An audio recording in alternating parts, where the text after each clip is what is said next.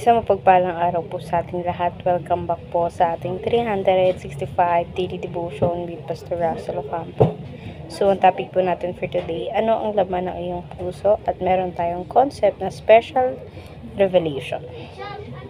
Special revelation is God's direction, communication of His truth to specific people and specific times, culminating in the scripture, unlike general revelation, which reveals God's existence and power through creation and conscience. Special revelation gave us God's actual word, His redemption plan, and His will for salvation. In Christ, the world made flesh, and in Scripture, the written word, God has spoken clearly and authoritatively. At makita natin ito sa Hebrews chapter 1 verse 1 to 3. Ang sabi po dito, in the past, God spoke to our ancestor through the prophets at many times and in many various ways. But in this last day, He has spoken to us by His Son, whom He appointed heir of all things, and through whom also have made universe.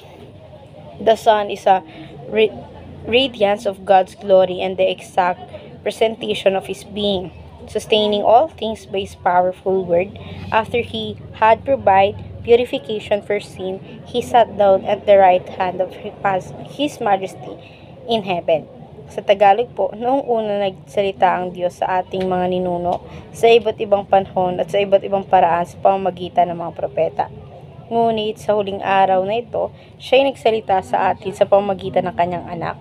Sa pamamagitan ng kanyang anak ay nilikha ng Diyos ang sanlibutan at siya ay piniling tagapagmana ng lahat ng bagay.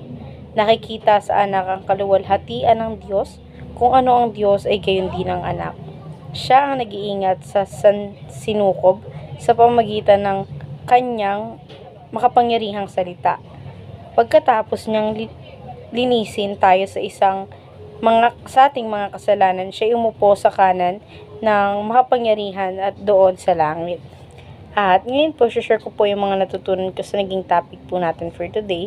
Sisimulan po natin sa teaching na if you have God's special revelation. So, sa first teaching po natin, you have truly known Christ. So, una pa lang pala, alam mo na kung sino si God sa buhay natin dahil nga noon pa man sa mga kanunuan natin, na kausap na ng mga ninuno natin ang ating Panginoon.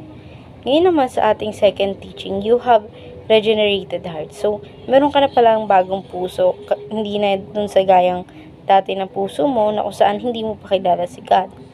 Ngayon naman sa ating third teaching, you have acquired through knowledge. So, nakuha mo na pala yung totoong knowledge about kay Kristo at hindi na yung mapanlin lang na kaalaman tungkol sa Kanya.